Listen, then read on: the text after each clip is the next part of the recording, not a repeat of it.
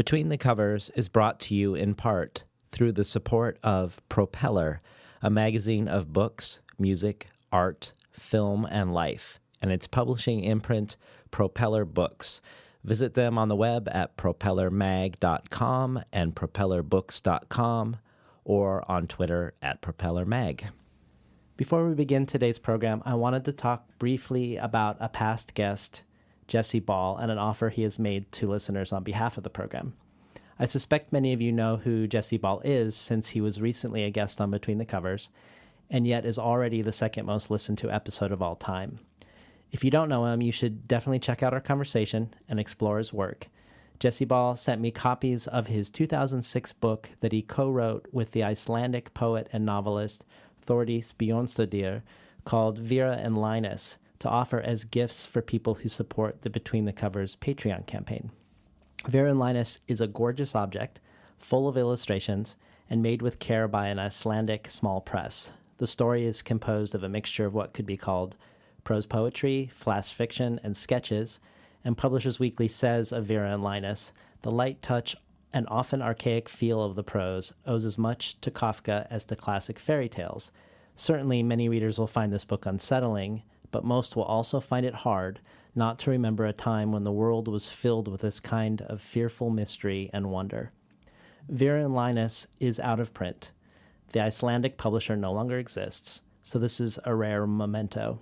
For people who are not already supporters of the program, if you begin ongoing support of the show at $2 an episode through Patreon, that is patreon.com, patreon.com/betweenthecovers, you can receive a copy of Vera and Linus. If you're already a supporter either via PayPal or Patreon, you likewise can get a copy by increasing your support by $1 an episode, or if you're a PayPal supporter, beginning a Patreon support at $1 an episode. Again, this is at patreon.com/betweenthecovers. Enjoy today's program.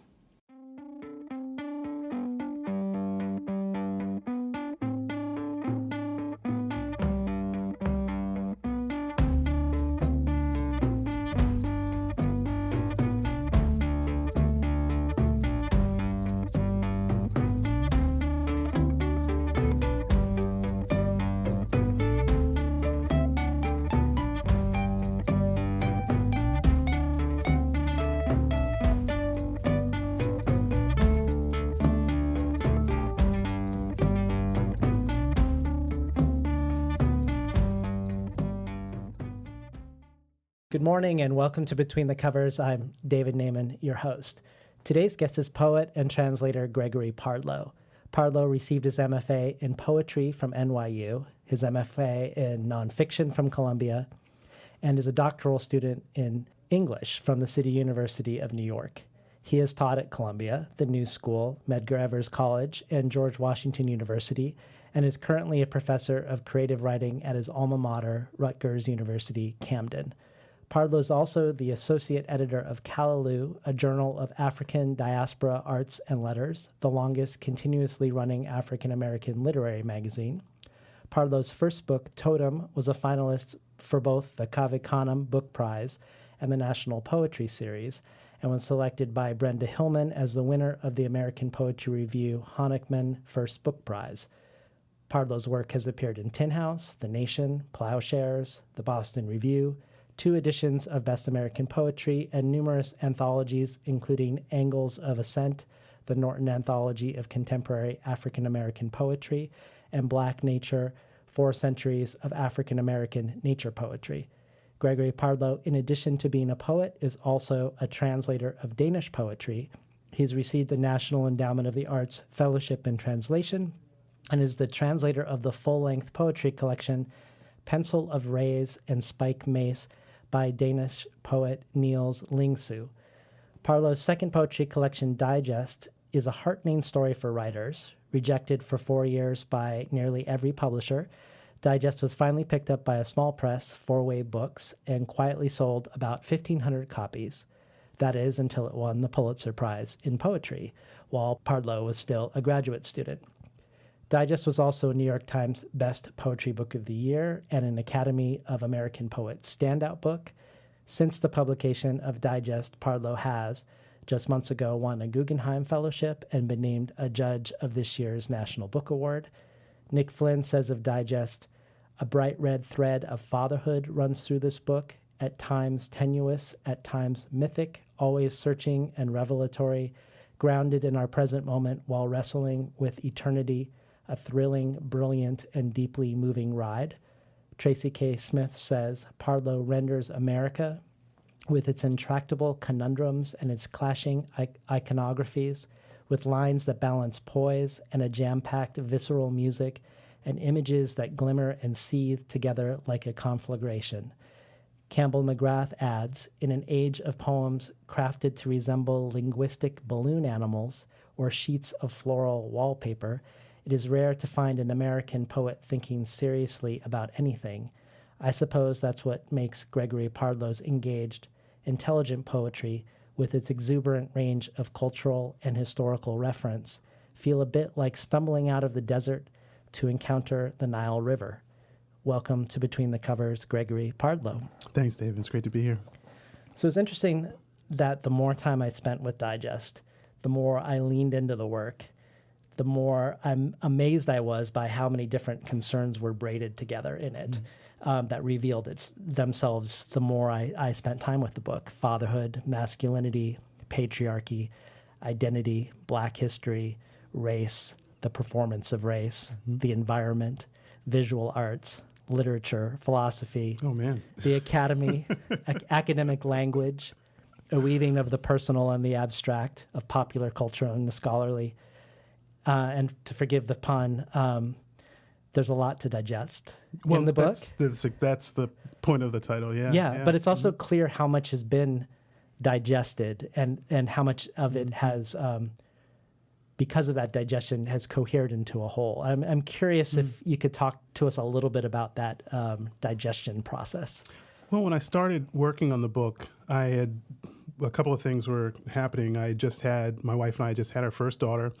And I was starting on the PhD work. I was taking classes toward the PhD. I was teaching full-time at Medgar Evers College, and some colleagues of mine told me if I wanted to get tenure, then I should have a doctoral degree. I should have a PhD. And I kind of bristled at that, but because I was a faculty member, I was able to take courses for free. And so I started and discovered I absolutely loved it. And so I was doing a lot of reading in theory and African-American literature and thinking very deeply about fatherhood. And it was also the case that we had just bought a house in Bedford-Stuyvesant, Brooklyn. And so I was thinking about, capitalism, gentrification, the whole patriarchy thing comes together with property. And so just a lot of these concerns were just naturally on my mind. And I think I didn't have to try very hard to sort of render them on the page. And it was after coming back to the poems again and again that I began then to layer them. So I guess the first earlier drafts, it was kind of automatic. It wasn't really intentional to find all these threads, but then in stepping back and thinking about it, I start to kind of make them more explicit. Well, I mean, because there are so many places we could enter the book from, there's a little bit of bewilderment. But I was thinking about perhaps starting with something you'd said specifically about poetry, and maybe we can orient some of our listeners who aren't poets or poetry readers to some of these terms in relationship to the book. So at one point you said that with Digest you were ditching received narratives about what it means to be a lyric poet versus a metaphysical poet. Can you elaborate for people what you mean, why those two types of poetry are often seen in opposition, and what you were trying to trouble about the received narrative about the two? Yeah. Well, I'm often trying to trouble received narratives, period, and that's kind of my MO. But when we talk about, I think metaphysical poets are kind of lumped in with this pejorative term, academic poets, and there's kind of distance from popular culture, a distance from the day-to-day lived experience that metaphysical poets tend to get sort of painted with, I guess. And the lyric poet, the narrative that I kind of resisted with the lyric poet is that the lyric poet is this like shaman, this kind of spiritual lightning rod where inspiration just strikes, and there's no real thinking about craft, and no real sort of wrestling with literary history or literary tradition. And so I wanted to explore lyricism in a very conscious way, right? So it's not this automatic or reactionary lyricism. And I wanted to ask the big questions without feeling self-conscious about asking big questions, right? Because there's a kind of distrust about, and I don't know, maybe I'm sure I'm just imagining a lot of this, but I think there is some distrust of the pretense, the pretentiousness that is suggested by poets asking, about the nature of whatever abstract idea. Right. Yeah. So you've talked about also how you wanted to connect these competing narratives between lyric and metaphysical poetry with competing narratives in your own family. So what were the competing narratives that you were looking at in your own personal life that you were interbreeding with this sort of tension between lyric and metaphysical poetry? Narratives of masculinity were certainly at the heart of what I found most rigid, most unbending. And so I wanted to add a kind of tenderness to what I think there are stereotypes of certainly black masculinity, specifically, but sort of masculinity in general. Narratives of patriotism. So as an African American, I'm reluctant to keep saying as an African American male, blah blah blah blah, but there it is. As an African American male, I think there is a tendency to not credit us, for example, with the kinds of patriotism that I think have been present in the black community for centuries. I mean, forever since we've been here. And I wanted to explore the different ways that patriotism gets expressed from a non-majority cultural perspective. Mm-hmm.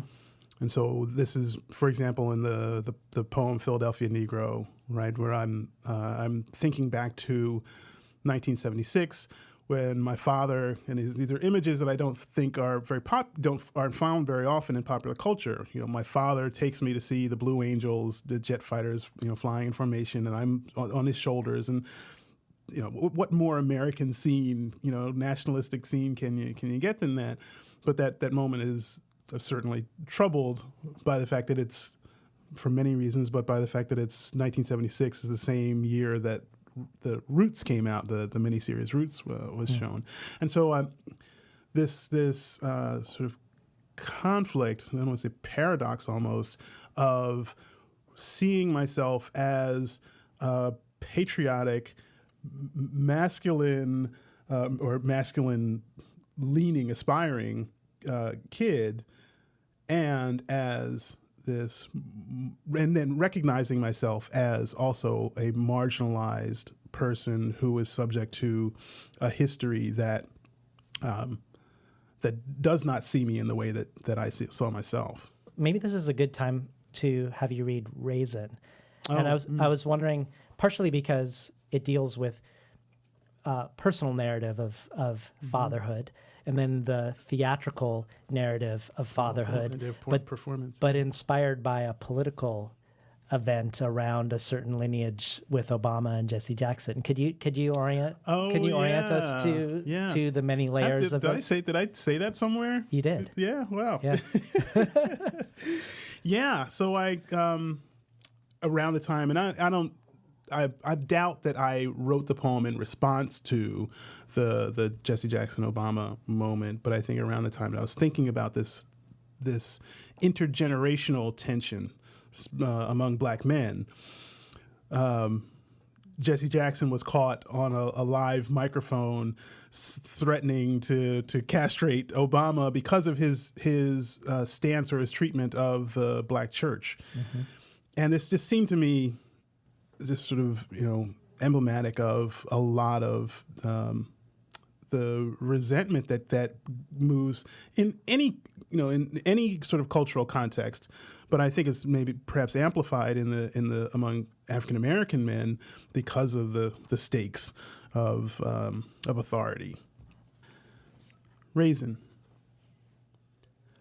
I dragged my 12-year-old cousin to see the Broadway production of A Raisin in the Sun because the hip-hop mogul and rapping bachelor Diddy played the starring role. An aspiring rapper gave my cousin his last name and the occasional child support, so I thought the boy would geek to see a pop hero in the flesh as Walter Lee. My wife was newly pregnant, and I was rehearsing, like Diddy, swapping fictions, surrendering his manicured thug persona for a more domestic performance. My cousin mostly yawned throughout the play. Except the moment Walter Lee's tween son stiffened on stage, as if wrapped by the sound of a roulette ball. Scene. No one breathes as Walter Lee vacillates, uncertain of obsequity or indignation, after Lindner offers to buy the family out of the house they've purchased in the all-white suburb. Walter might kneel to accept, but he senses the tension in his son's gaze. I was thinking, for real though, what would Diddy do? Get rich or die trying, 50 Cent would tell us. But my father would sing like Ricky Skaggs, "Don't Get Above Your Raisin," when as a kid I vowed to be a bigger man than him. That oppressive fruit, dropped heavy as a medicine ball in my lap, meant to check my ego. And I imagined generations wimpling in succession like the conga marching raisins that sang Marvin's hit song. It's silly, I know. Outside the theater, my cousin told me when Diddy was 2, they found his hustler dad draping a steering wheel in Central Park, a bullet in his head. I shared what I knew of dreams deferred and Marvin Gaye. When asked if he loved his son, Marvin Sr. answered, "Let's just say I didn't dislike him." Beneath the bling of many billion diodes, I walked beside the boy through Times Square, as if anticipating a magic curtain that would rise, but only one of us would get to take a bow. We've been listening to Gregory Pardlo read from his poetry collection Digest. When you were on the Tavis Smiley show, one way you talked about the book was sort of a mapping of the ways aggression can move through a family. And I think about this intergenerational tension between Jesse Jackson and Obama as not necessarily a family, but a family in a different sense. But we see this established early in Digest and Problema 1 with Abraham and his relationship to his fraught relationship with his son. And then in Problema 2 with the Achebe epigram, right. My father, they have killed me. And then it sort of comes to blossom in Problema 4 when we're looking at, you start with Marx and sort of walk us through a sense of ownership within a family that is related to perhaps to patriarchy. But I would love to hear you maybe introduce that poem to us, how it came to be, and maybe also read that in relationship to Raisin. Problema 4. Yeah. Yeah. Well, you do a great job of teasing out the threads. I was thinking very much about how so many social ills can be traced back to patriarchy. I mean, I think, so much about gender, or the problems about gender and sexuality, and certainly race, all kind of, as I say, trace back to this notion of the male head of household owning everyone in the house, and that extends then to owning, the at what point, I guess is the question I'm asking, do the members of the family, at what age do they begin to own themselves? And in thinking about it, it occurred to me that perhaps that just doesn't happen. There's this cycle of ownership just keeps turning over, and so I was thinking, as I said, I'm thinking very much about myself as a father and thinking about my daughters, and what ways I'm implicit, in what ways I'm complicit with this sort of patriarchal sense of ownership, and what will I allow myself to imagine about my own children, or allow what permissible forms of behavior do I see with my own children. I want to add too, I was thinking, so there's a moment I've gotten a little bit of heat, not frequently, once in fact, and I thought it was really interesting because there's the Chris Rock reference, and I'll repeat it obviously in the poem. But Chris Rock says, that, my first job is to keep my daughter off the pole. And what I'm thinking there, the reason I make the leap to that line is because I'm thinking about the ways in which sex work is not seen as labor, legitimate labor, and it is also seen as something that is controlled by the consumer, right? And so I wanted to introduce that idea. When does the sex worker even own his or her own body in that regard? And so I've had some people kind of bristle at that line. I think it's really interesting, and it's that these are the kinds of troublings, the kinds of disturbances I want to make in the conversation. Problema 4. At 13, I asked my father for a tattoo. I might as well have asked for a bar mitzvah. He said I had no right to alter the body he gave me. Aping what little of Marx I learned from the sisters down the street who wore torn black stockings with Doc Martens, I said I was a man because I could claim my body and the value of its labor. This meant I could adorn it or dispose of it as I chose. Tattoos, my father said, are like children. Have one, you'll want another. I knew there was a connection between the decorated body and reproduction. This is why I wanted a tattoo. Yet I reasoned, not in so many words, his analogy only held in the case of possession, i.e., I possess my body, but cannot possess my children. His laughter was my first lesson in the human Ponzi scheme of paternalism, the self-electing indenture to the promise of material inheritance, men claiming a hollow authority because, simply, their fathers had claimed a hollow authority. Knowing I had little idea as to what my proposed tattoo might resemble, my father sent me to my room to sketch it, using the pastels he had given me for Christmas.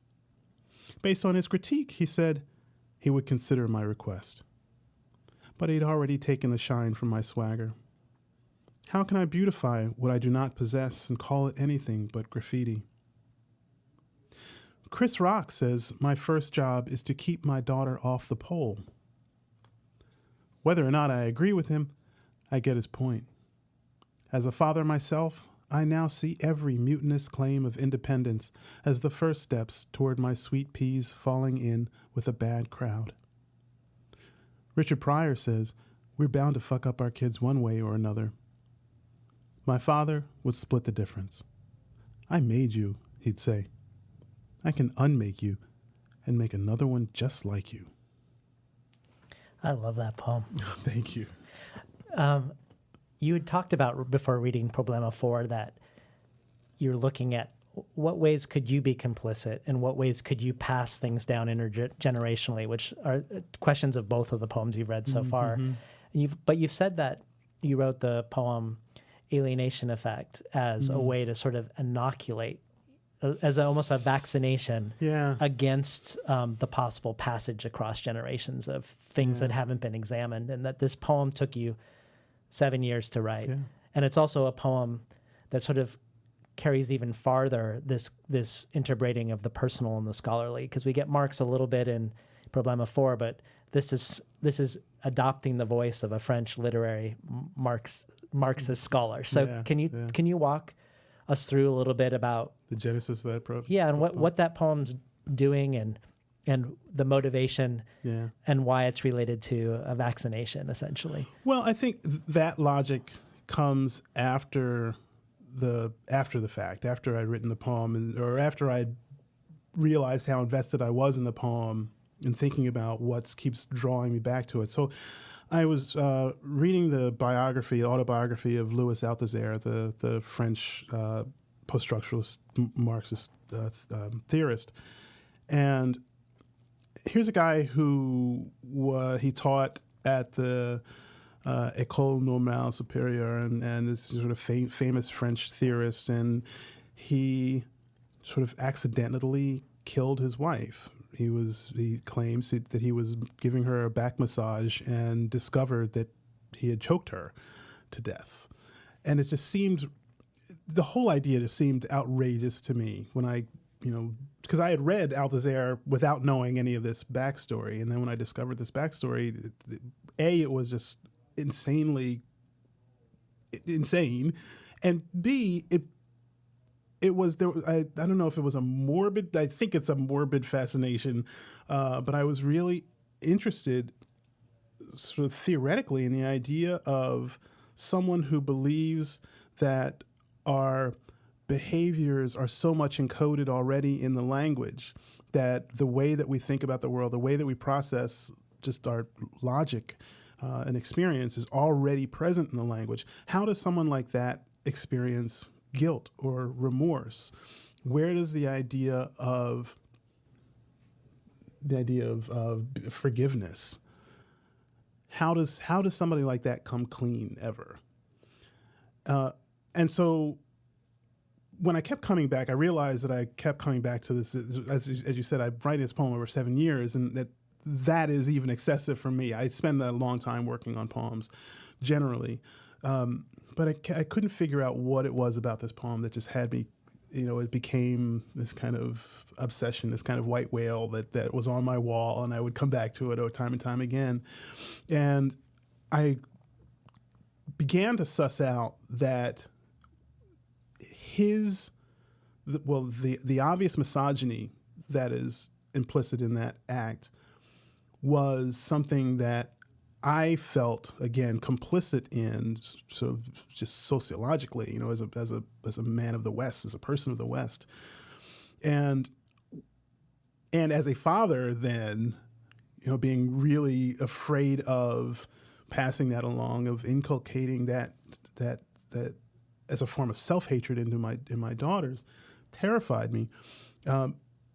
And so I wanted to push through writing that poem and thinking through that poem, regardless of what terrors it might turn up. And Can you speak also to the technique, the theatrical technique that an alienation effect is? Yeah. So Bertolt Brecht has theorized, he had this idea. What he opposed was that in going to the theater, attending the theater, the middle class folks, ourselves, for example, will get sort of lulled into this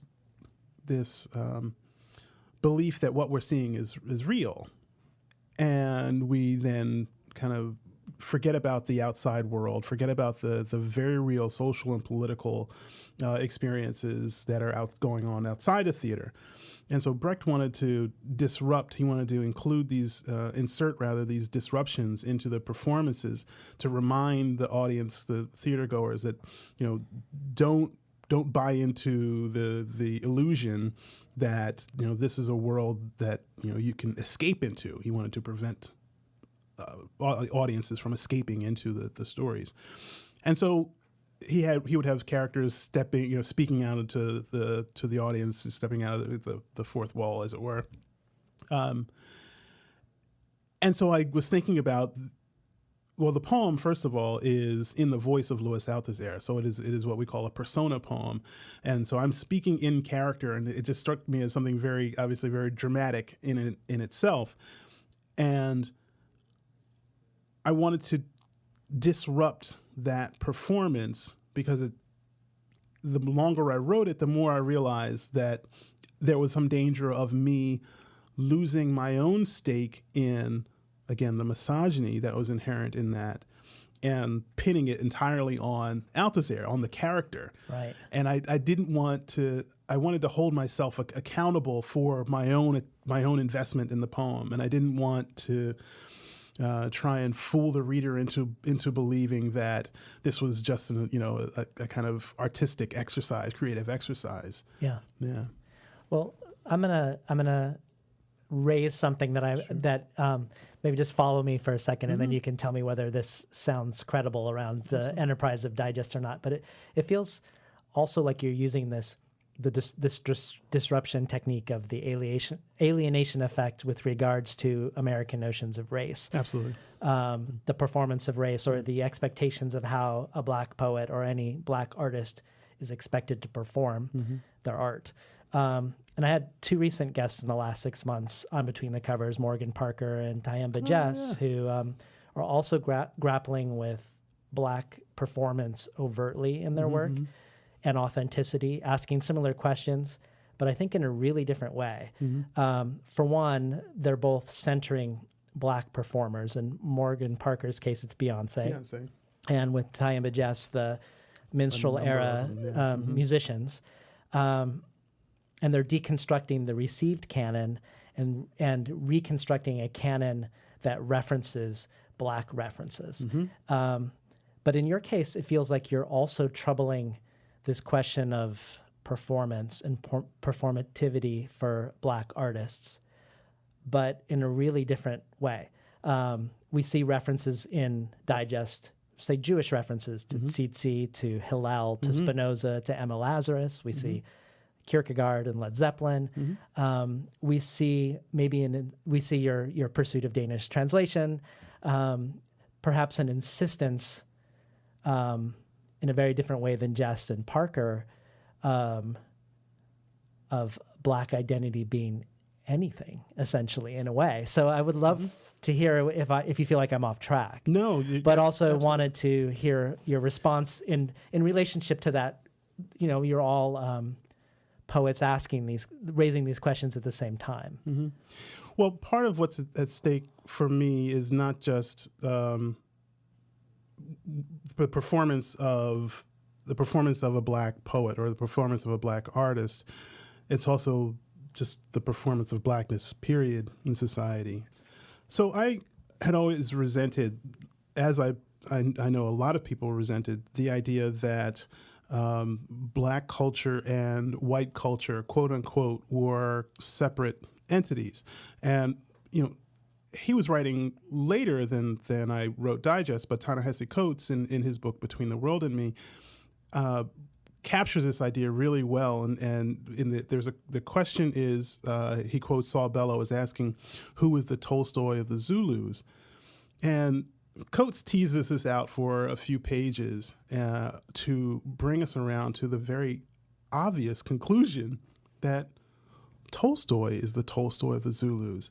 And it was such a kind of epiphany for me, as epiphanies are, the revelation of really obvious things, that I had fallen for the idea. When you ask the question, who's the Tolstoy of the Zulus, I start thinking, oh, geez, well, yeah, that's true. Who would be?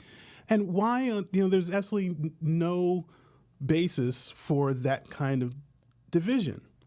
And I remember asking my students when I was teaching at a class at Columbia, I said, who is the, because we were also trying to grapple with this deeply ingrained logic, social logic, that culture is, can be distinguished in this way. And I said, well, let's try another example. Who is the Beyonce of white people? And everyone in the room was like, what? It's Beyonce. What a ridiculous thing to ask.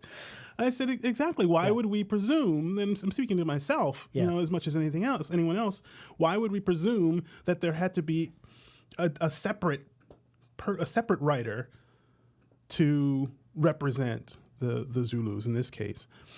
Well, I had always, just to put one more spin on this, it also frustrated me that in studying the Harlem Renaissance and studying the modernist poets, Eliot, Pound, Williams, Stein, in school as an undergraduate, I was taught these schools, these groups of poets, as if they had never heard of one another, as if they existed on entirely different planets. And, just sort of getting older and doing my own research and allowing myself to think more freely about things, discovering that of course, they're all reading the same work and they're all in conversation. They all know one another, and so I was just increasingly frustrated with the siloization, which is the academic term, this kind of segregation of cultural icons and influences. This has everything to do with the conversation around authenticity and appropriation. And my bottom line is, as an artist, it's all available to me. I draw my influences, I draw my inspirations from the work that I admire. And that is not, and I refuse to precondition those influences. I refuse to sort those influences before the fact according to these cockamamie ideas of race and identity. But in a way, it's interesting, like, say, we think of Tyehimba Jess and Morgan Parker are aiming at the same goal as you, but with entirely different techniques, in the sense of they're trying to construct sort of the Black canon that has been erased or not provided. And here you're also aiming at the same end goal, it seems to me. Yeah, so I asked the question when I taught African-American poetry course recently, and in my syllabus I state that the objective of this course is to make this course obsolete. And I know that pisses a lot of people off, that idea. Well, let me ask you a little bit about that, about the pissing off part. Because we're talking about expectations around how a writer or an artist who's a person of color or an African American, what expectations people have about how that looks. But I'm imagining there's not just expectations within the white community. There's going to be expectations of how a Black artist should perform their art within the Black community. And I'm curious how that has intersected with your career as a writer. This is part of what I'm also trying to trouble, and I think this may be, well, I don't want to speak for Parker or Jess, but I think this may be one of the things that is unique.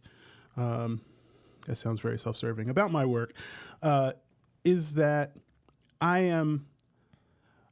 include in the in the those who hold the problematic ideas, I include the Black community.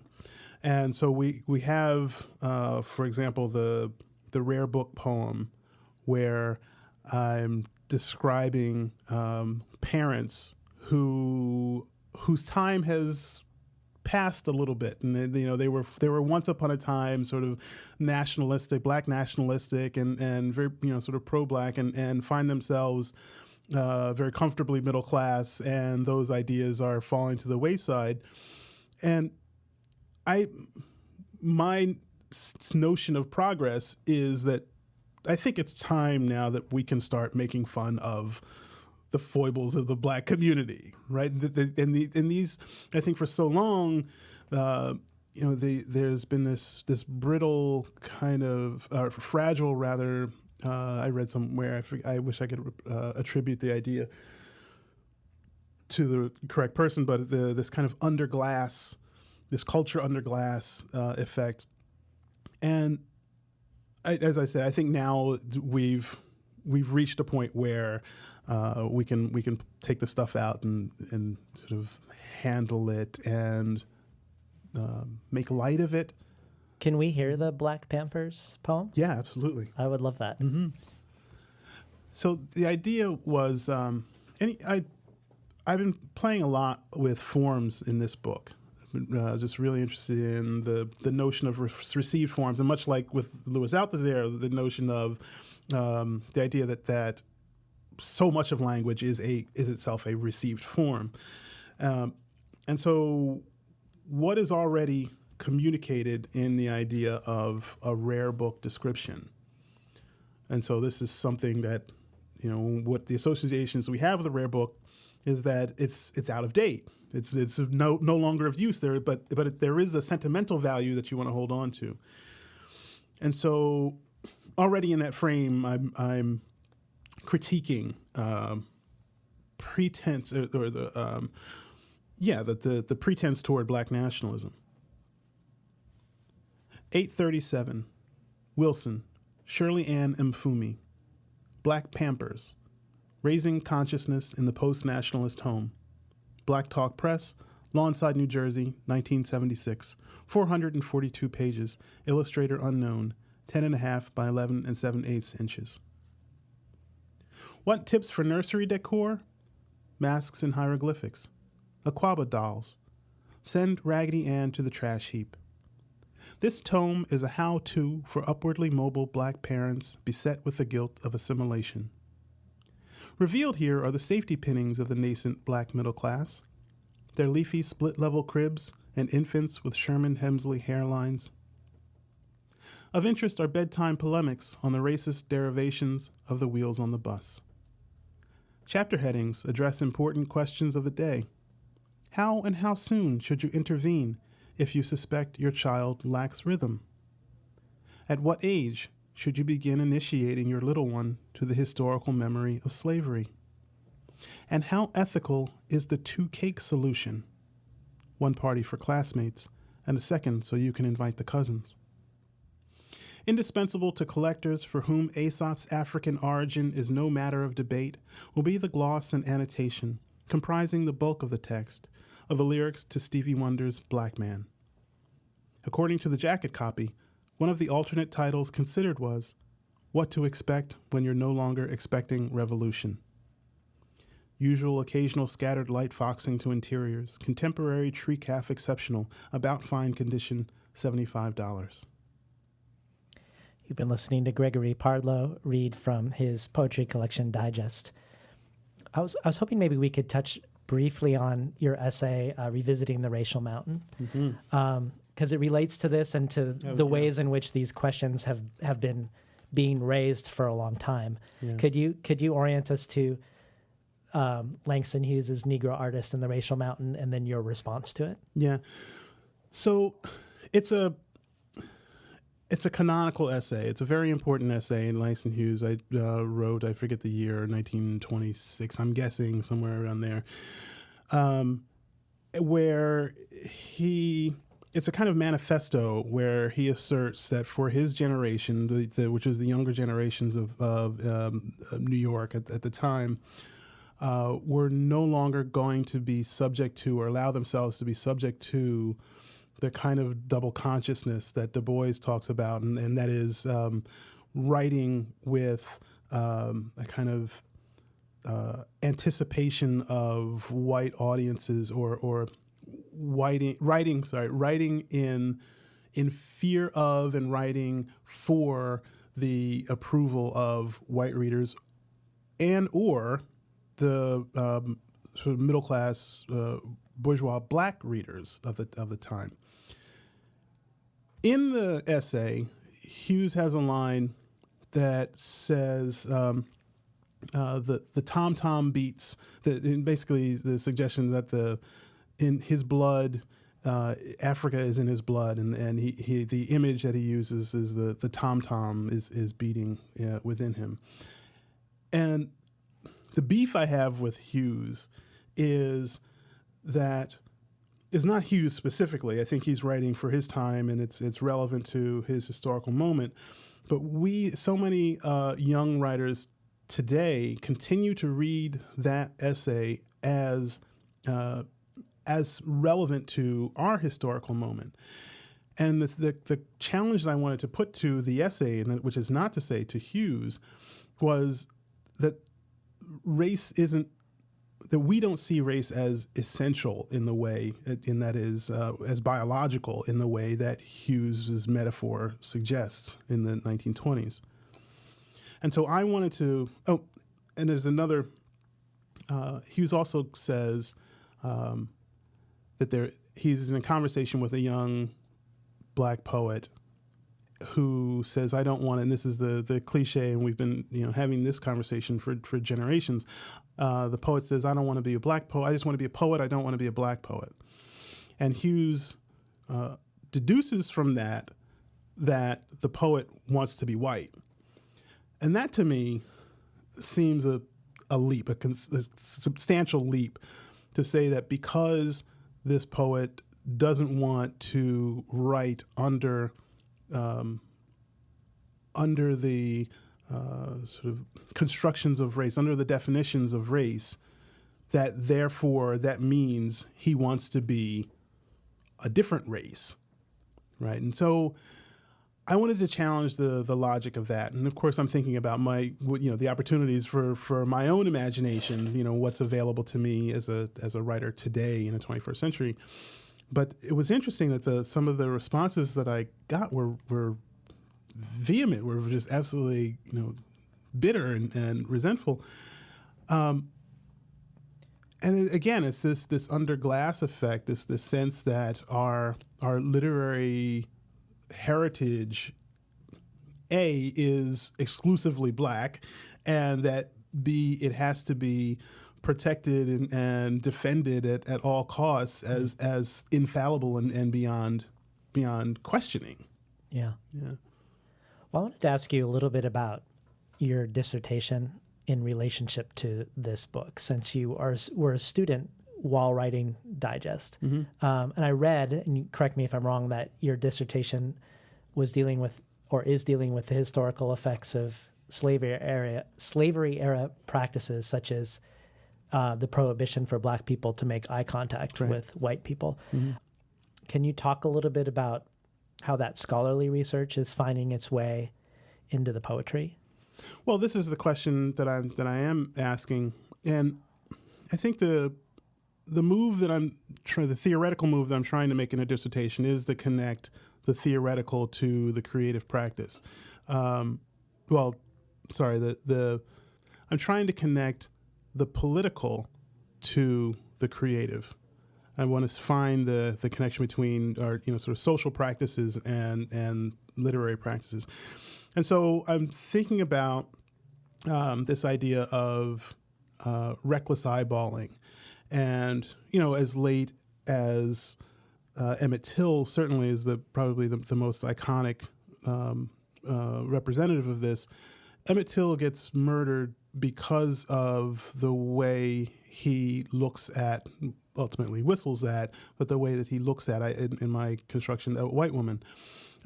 Historically, in the 19th, throughout slavery in general, there was a social prohibition, if not an explicit prohibition, against blacks looking whites in the eye. And so when there's this prohibition against making eye contact, I was thinking about what are all the other prohibitions that limit the forms of witness that an African American, a black person, is capable of, and then how do those limitations get interiorized, get sort of bought into, and then what is the effect of that on the imagination? So if I can't imagining myself as a 19th century black person, if I can't imagine a white person's face on the page, if I can do it in my head, if I can't represent it on the page, what other limitations does that suggest for the imagination? So that's kind of the larger question that I'm after, and I connect it to, well, I don't know how kind of PhD-ish we want to get with it, but that's the. Well, maybe let's finish that sentence. Okay, so I connected to the Curse of Ham. Okay, so Ham is one of Noah's sons, yes. And Ham sees Noah drunk and naked, passed out in the tent, and So he backs out of the tent and says, "Oh," he tells his brothers, "Dad's in there, drunk and naked, and we should do something." And so the brothers tell Noah that Ham saw you in a shameful state, and so Noah curses him and his descendants. This becomes the biblical justification for slavery, and so for decades, if not centuries, the term, the suggestion was that blacks were the descendants of Ham and suffered therefore the curse of Ham, and so slavery was God's will, essentially. And so it was also this metaphor of being cursed for what he sees seemed really sort of salient to me. And there's one other twist on my interest here, and that is I'm thinking about Emerson and Emerson's idea of the imagination, transcendental, American transcendental philosophy. Emerson's idea of the imagination is this metaphor for the imagination is the transparent eyeball. I see all. I'm a transparent eyeball, and that kind of freedom, that full witness, was fascinating to me when set beside W.E.B. Du Bois's image of the imagination, the black imagination, which is the veil. And so you have, what does it mean for an artist when you can conceive of the potential for your imagination being sort of limitless witness, 360 degrees, versus something that is occluded, something that is subdued, something that is inhibited, before you sit down to write or create at all. And so there's a kind of trauma that's already sort of built in, and I wanted to look at, hopefully one day I'll get to finish my dissertation, look at the ways that trauma is actually encoded and might be legible in the literature, if not the poetry in particular. That's really fascinating. And I imagine winning the Pulitzer Prize is a good excuse for your teachers to not having finished your dissertation. It does. Yes, it does. It's better than the dog eating my homework. Right. Could we hear, and can you introduce, and can we hear Written by Himself? Absolutely. Mm-hmm. So Written by Himself is a kind of collage poem, and I was reading a lot of slave narratives. And I was thinking about how much of my sense of myself as an African American is based on not just the sort of pop cultural context, but is rooted in what we consider the Black canon, so literature of African American identity. And so going through these slave narratives, and I was interested in the tension that I feel, at any rate, between my own experience as someone who grew up in the suburbs of South Jersey and this notion of authentic Black experience, the authentic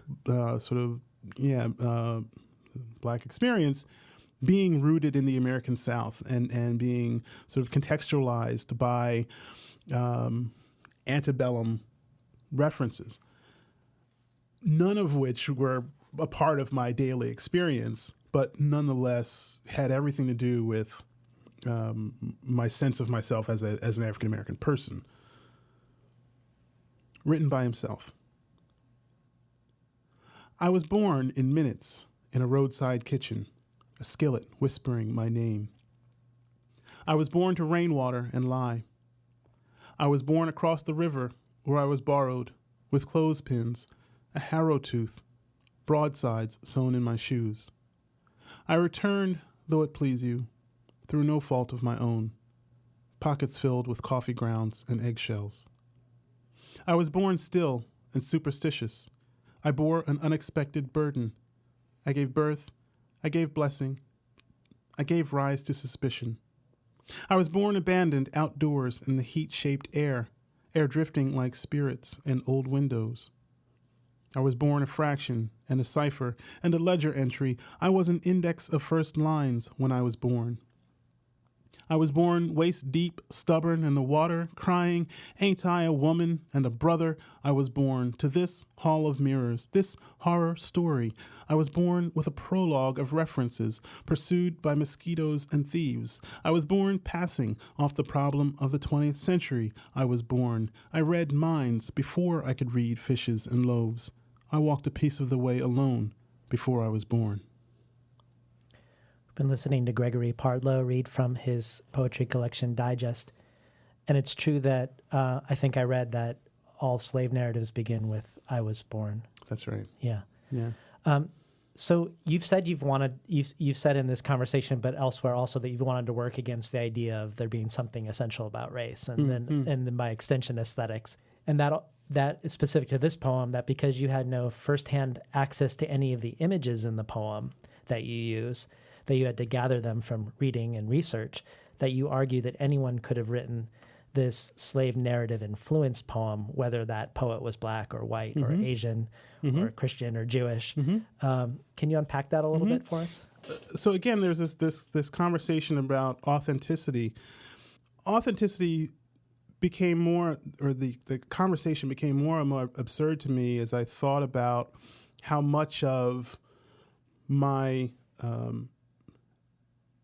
sense of myself as a writer is derived from all my literary heroes. And so, you know, who are your influences is a question every writer gets. But, you know, so whenever I get the question, I get the sense that there's an expectation that I'm going to say Langston Hughes, Gwendolyn Brooks, etc. And yes, absolutely, those people are very important. But my primary influences are Walt Whitman and Gerard Manley Hopkins. And there's no reason for that not to be the case. There's no reason for that to be an issue at all. Another question I often get, or another comment that I often get, is people will say, "Oh, your work is so rhythmic and so sort of soulful and great. I love it." But I begin to suspect, hearing it over and over again, I begin to suspect that there's something kind of predetermined in that there's the presumption that that as a black poet, my work is going to be rhythmic. And so I wanted to play with the idea, or highlight rather the idea that the poetry is a craft, and that we're drawing on previous literature, we're choosing our influences, and my adoption of African American culture, literary culture, is no different from my adoption of Walt Whitman, no different from my adoption of Gerard Manley Hopkins. And I wanted to create that space. I guess the reader has to know that I grew up in the suburbs, I think, in order for that tension to really be present. And the reason I say that is because in reading this poem, I have also gotten the response that, this is your sense of yourself as a black man, as a descendant of slaves, is just so powerful and so present here. And again, great, thank you, that's wonderful. But that is a choice. That's a chosen connection. That isn't a connection that kind of bubbles out of my, I forget the word I'm looking for. That's all right. I wanna take this briefly, just touch on this theme, but in relationship to this conversation that's happening at large about appropriation in art. I'm just going to quote something you said back, and then I would love to just unpack that also, if you don't mind. Our burgeoning individualism ups the ante on poets to identify the bonds that unite us beyond socially and historically constructed categories. When any poet produces a world on the page in which diversity is inconceivable, I wonder if the poet is being willfully regressive. To be fair, I think fears of appropriation often have the effect of further alienating us and reinforcing our assumptions about cultural differences. Where does this, when we look at, say, written by himself, and part of what you're saying is, regardless of your background, you could have done the research and this was a literary poem, right? Yes. Yeah. How does that fit in for you around these questions about people writing across difference and inhabiting the voices of people who may not have access to be able to write their own stories, or how does that all fit in for you? So I start the book with that poem, with Written by Himself, because of that question that it raises. And as you said earlier, as we move through the book, I'm drawing on what I know about all types of American culture. Yeah. Right. And this is the justification for it. I'm not appropriating Jewish culture when I make a reference to Hillel. Hillel is is an international figure, right? I mean, he's accessible to everyone. Emma Lazarus is by no means, a specific cultural reference or a culturally specific reference. And so what I'm trying to do is to make space for myself to access all of these references without a kind of self-consciousness about appropriation. By extension, what I want to do is demonstrate for the reader or provide an example for the reader, who in many cases is going to be another poet probably, or someone who is very invested in the craft of poetry, if not these questions, is to demonstrate a way that that this kind of I'm already falling into the problem again, but the ways this kinds of open border influence is possible. So we had not too long ago the Best American Poetry kind of problem where the guy writes under the pen name of a Chinese American woman, or we don't know if she's even American. It's a white guy writing under the name of a Chinese woman, and this creates a big furor. And he makes the argument that he's only getting published because he's not using his own name. Right. There's actually, it's easier for a non-white person to get published, I think was his argument. Yeah, yeah. And, there's all kinds of messy, despicable, and horrific things bound up in that. But I'd like to think of a way that he can do that and have it be okay. So the problem isn't that he writes the poem, sort of borrowing on traditions of Chinese poetry, imagery and syllabics, or these kinds of questions. The problem is something outside of the craft of poetry, and that is the claiming of this name.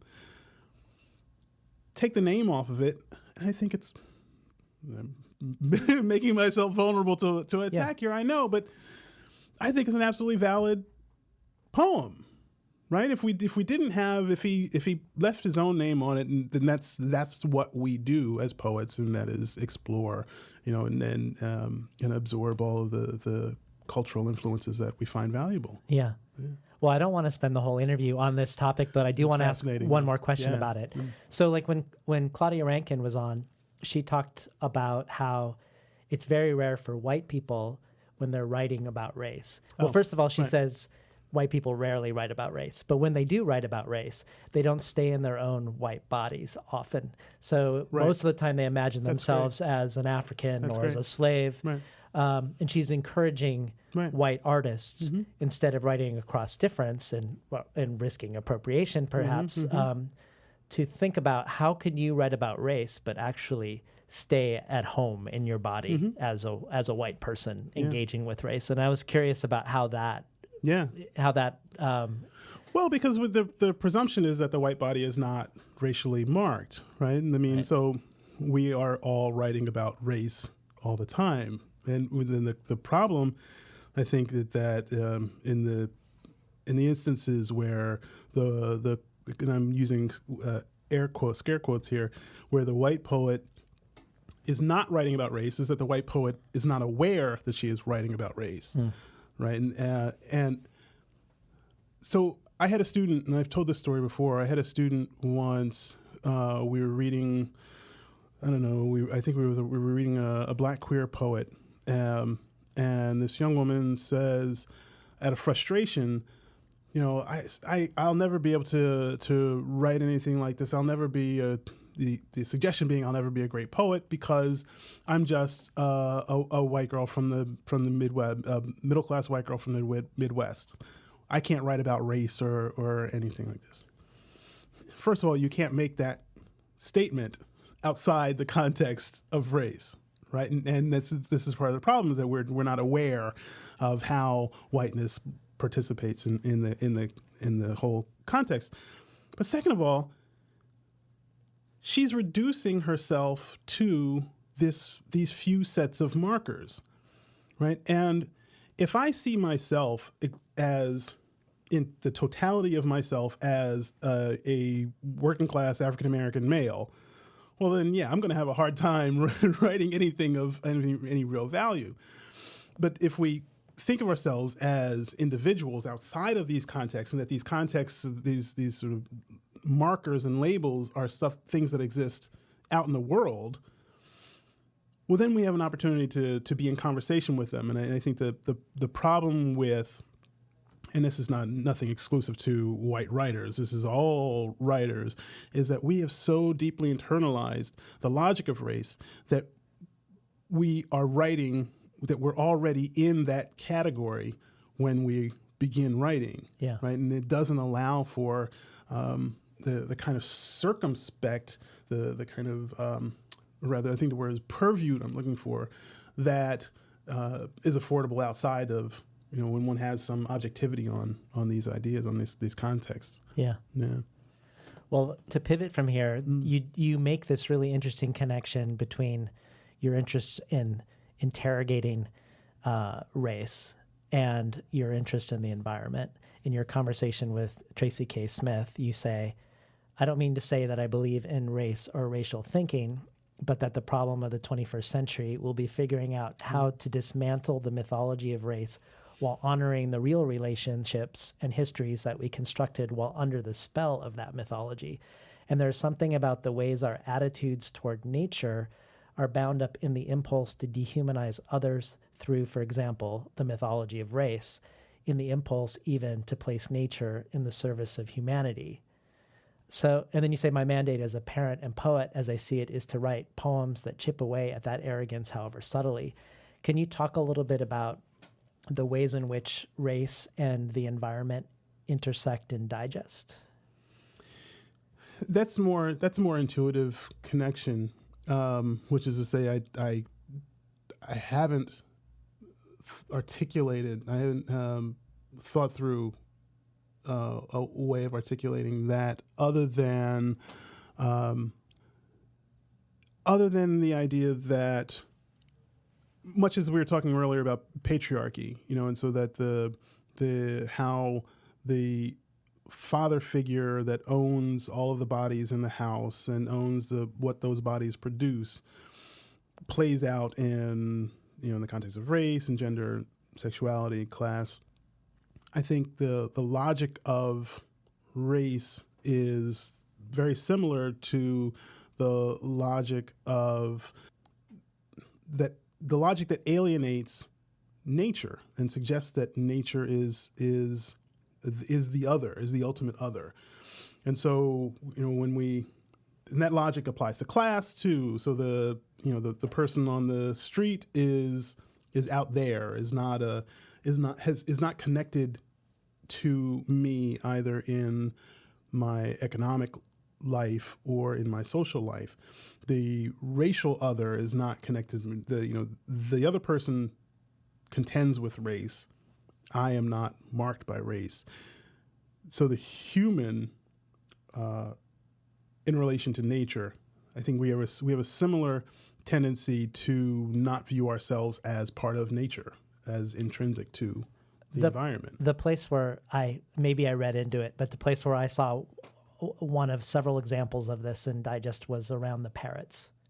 Yes. The poem where we're looking both at perhaps endangered species, but also borders and crossing of borders. Right.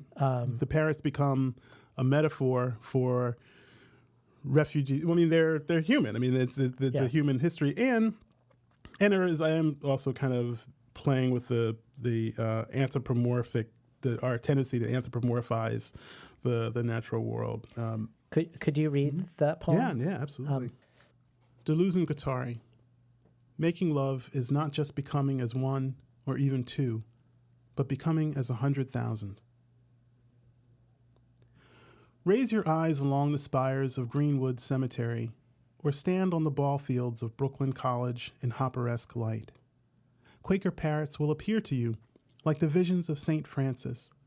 Lift the snatches of sound woven to make their voices and call to you from their nests, a nation of cheer trumpets and conch shells, a frenzied population of twitching toes. They seduce us not simply with their tropical verve.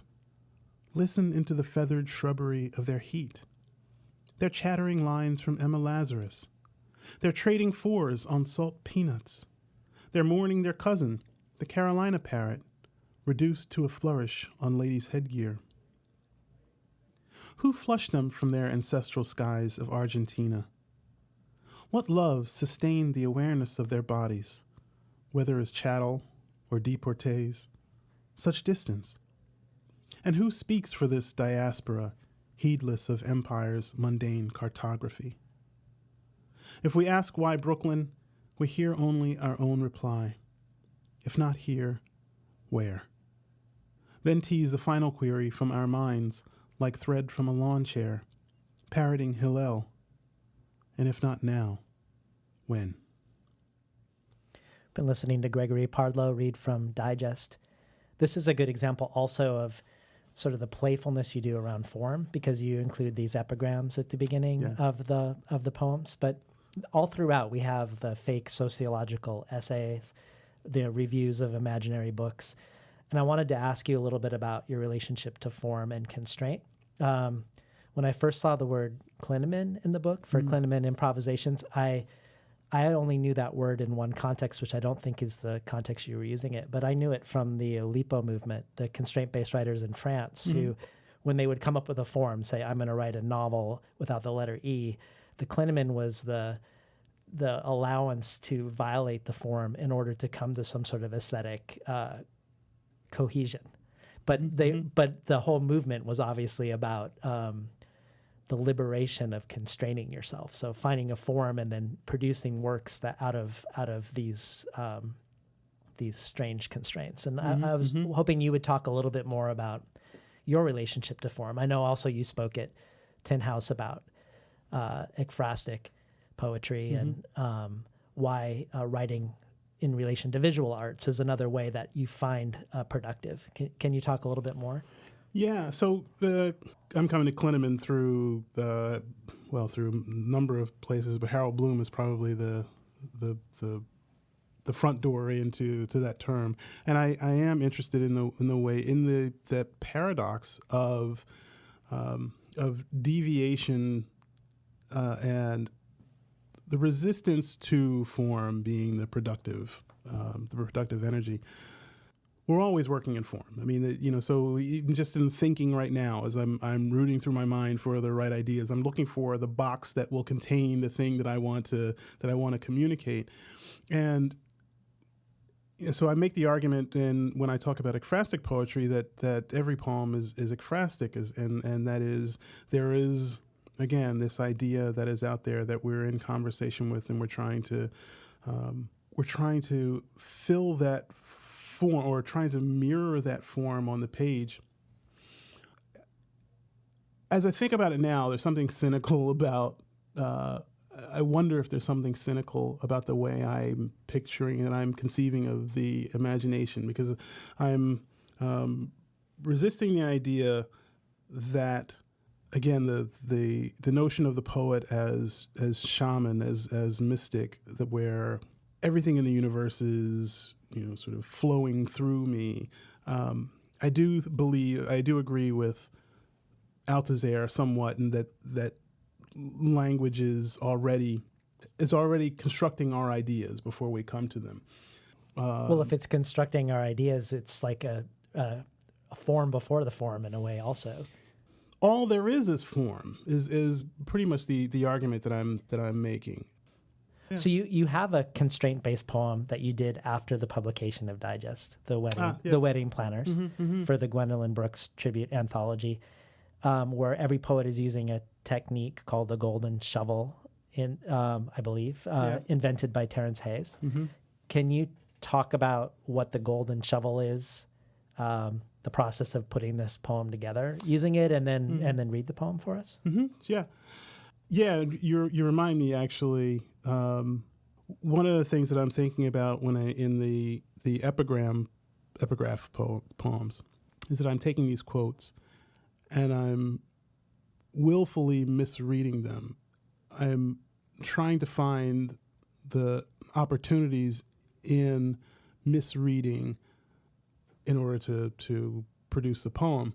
And so there's a disconnect between the intended meaning, the authoritative meaning, and the kind of rebellious resistance that is fueling the creative process for those poems.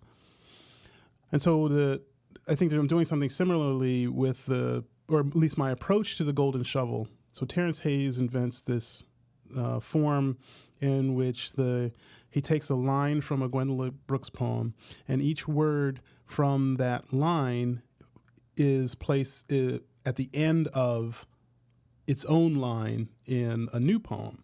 So in other words, it's a kind of inverted acrostic poem where rather than each line beginning with a certain word, you have to kind of back into each one of these lines. Each one of these words.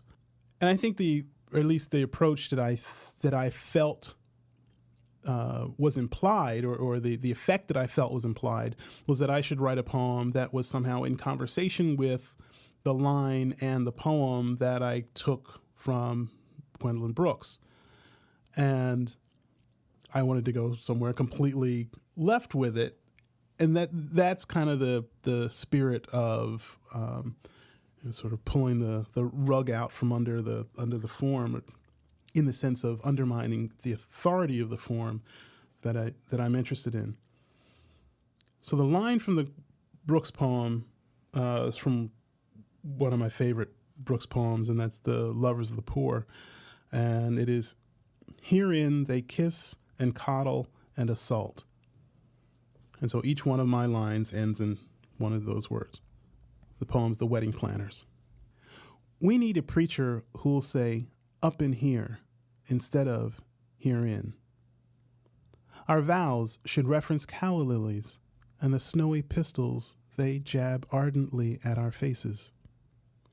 Let's place their linty, foul-mouthed kiss at the center of satin tablecloths, white as bee boxes, and us buzzing like the ichthic insects we'll invent.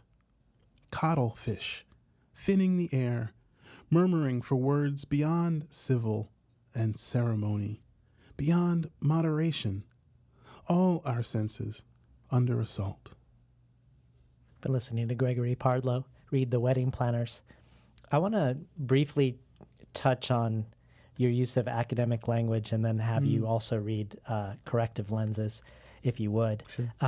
My last guest on the show was Dani Shapiro, the memoirist, and she talked on the show about how when she's worried about writing about somebody, say like her grandfather or her son, she'll often write about worrying about Right. about them. So worrying about writing about them. So it becomes metafictional and it allows her to do it. Yeah. But she also admits that at the same time, she's writing about them. Right. So she's violating something, and at the same time, she's creating a way to enter into it. And I wondered, because you have you use a lot of academic language and you parody a lot of academic language in the book.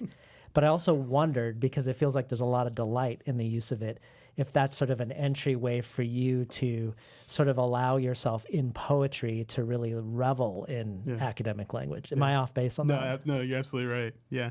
I've been called on that too. And it's not something I'm hiding by any means. But yeah, we think we started off this conversation talking about the metaphysical poets and it is kind of pejorative labeling of academic poetry. And I like some of these ideas. I like a lot of the theory and the potential for social criticism that this language allows or affords us. But I'm also sensitive to how obnoxious and how alienating some of that language is at the same time. So I want to kind of thumb my nose at it, as I say, a little bit. But I am also getting mileage off of it at the same time. Corrective lenses. Corrective lenses, creative reading, and recontextualization. A text dropped in the brain's pail rattles the way astrophysicists say they can hear the birth of time tuning the salt rim of Saturn. For example, Finnegan's Wake. For example, horoscopes and little notes folded into cookies. The Society of Prophetic Archaeologists argues all arguments are subject to confirmation bias. In this course, we will venerate the subjective mind, or rather, examine how subject-object share the fuzzy circumference of a lone spotlight beneath the proscenium arch. There is no reliable narrator. For example, tea leaves or cloudbursts in the shape of ladybirds. We will interrogate the cagey and shifting sign in order to coerce all its false confessions. We will learn to project our backslashes to snatch a suffix like the fake mustache of an incognito, impose parentheses to ironize our dependence on convention. Because there are no valid means of assessment, students are encouraged to assign their own grade upon registration. Any book will do. Phone, face, match, bank. We will set course across wastelands of difficult punchlines under bad signs to flush the comic truth like, what? A flock of starlings? A dime bag? While we pretend a grasp of subtleties as they spiral spark showers like a Chinese New Year. Red gold, red gold, red gold. We've been listening to Gregory Pardlo read from his poetry collection Digest. So your next book, due next year, is a collection of essays. Air Traffic, your first book of prose, a collection about your dad, who was an air traffic controller, who was one of the strikers in 1981 when Reagan broke the strike. I'd love to hear a little bit about your experience of writing essay versus poetry, but I also read that you write your poems first as prose. So I was curious if that's true, and then if maybe you could talk about the prose writing that predates the poem, and then the way in which that might differ than the essay writing. So thinking back even to my undergrad, my early undergrad before sort of flunking out and coming back, so early undergrad days of writing and in my comp courses, I remember writing very lyrically and being sort of chastised for extended metaphors and sort of deviations from the argument. And then when I got to writing my longer poems, I wanted to think about ideas. I wanted to play with ideas, and I wanted to make, or at least I wanted to imply arguments. But I also wanted to write poems, and so I allowed myself a little more freedom when I was writing Totem to do that. And around that time, in the early 2000s, of course, Deborah Tall and John D'Agata were editing a journal, and they were sort of specializing in the lyric essay, something they called the lyric essay. And I thought, well, finally, there's a name for what I want to do. And so I sent some work there, and I felt very at home in that journal. I only published one poem with them, but it was very exciting to me. And even after Totem, I wanted to study. I wanted to write essays. I wanted to write nonfiction. I didn't know what to do with that, so I started exploring that impulse in my doctoral work. And so most of it was academic work that had these kind of lyric flourishes. And then it wasn't until I finally allowed myself to pursue nonfiction fully that I discovered that the essay was a kind of home for what I really wanted to do, and that there was a history, there was a tradition for it already. I had wanted to write, been planning to write about the strike for a long time. Obviously, this was something that was very impactful to me. I was 12 at the time of the strike.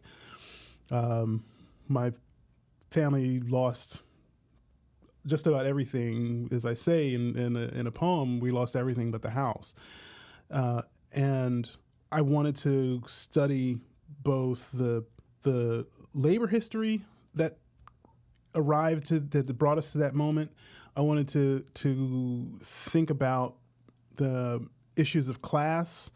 I wanted to think about the sort of American dream, and I was really interested in the way that crisis kind of fueled my investment in the arts, which is a kind of disinvestment in traditional means of employment or conventional means of employment. And the essay allowed me to do all of these things. And of course, it wasn't the essay that allowed me to do it. It was just that I found something that I felt gave me permission. And that was the important thing. Yeah. Mm-hmm. Let's finish with one last poem if you're up for it. Mm-hmm. How about Wishing Well as a absolutely, sure, as a final poem? Okay. Yeah, so this poem is also thinking about race in the similar ways that we've been talking about, in that I think the presumption would be that you have these two African American men, and that they would have a kind of built-in rapport. I think they do, but they arrive at it in a way that I think challenges the conventional notions of the two brothers on the street kind of construction. Wishing Well. And this is the Metropolitan Museum that it refers to. Outside the Met, a man walks up, sun tweaking the brim sticker on his baseball cap, and he says, "Pardon me, old school," he says. "Is this a wishing well?" "Yes, son," I say sideways over my shrug. "Throw your bread on the water." I tighten my chest, wheezy as Rockaway beach sand, with a pull of faux smoke from my e-cig to cozy the truculence I hotbox alone, and I am at the museum because it is not a bar. Because he appears not to have changed them in days, I eye the heel-chewed hems of his pants and think probably he will ask me for 50 cents any minute now. Wait for it. A smoke or something. Central Park displays the frisking transparency of autumn. Tracing paper sky, leaves like eraser crumbs gum the pavement. As if deciphering celestial script, I squint and purse off toward the roofline of the museum aloof as he fists 2 pennies from his pockets, mumbling, and then aloud, "My man," he says, "Hey, my man, I'm going to make a wish for you too." I'm laughing now. "So what, you want me to sign a waiver?" He laughs along. "Ain't say all that," he says, "but you do have to hold my hand and close your eyes." I make a starless night of my face before he asks, "Are you ready?" "Yeah, dog, I'm ready." "Sure?" Sure, let's do this. His rough hand in mine inflates like a blood pressure cuff, and I squeeze back as if we are about to step together from the sill of all resentment and timeless toward the dream source of unneeding. The two of us hurtle, sharing the cosmic breast of plenitude, when I hear the coins blink against the surface, and I cough up daylight like I've just been dragged ashore. See now? You'll never walk alone, he jokes, and is about to hand me back to the day he found me in like I was a rubber duck, and he says, you got to let go. But I feel bottomless, and I know he means well, though I don't believe, and I feel myself shaking my head no, when he means, let go his hand. It was great having you on Between the Covers today, Gregory. Thanks, David. I really appreciate it. We're talking today to Gregory Pardlo, the author of Digest and of the upcoming essay collection Air Traffic. You've been listening to Between the Covers. I'm David Naiman, your host.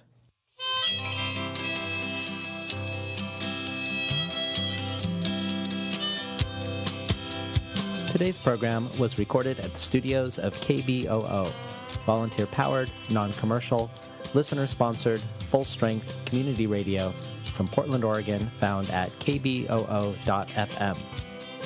If you enjoyed today's program, consider supporting the show by going to patreon.com/betweenthecovers. And also while you're there, check out the growing archive of bonus material available. Thanks for listening.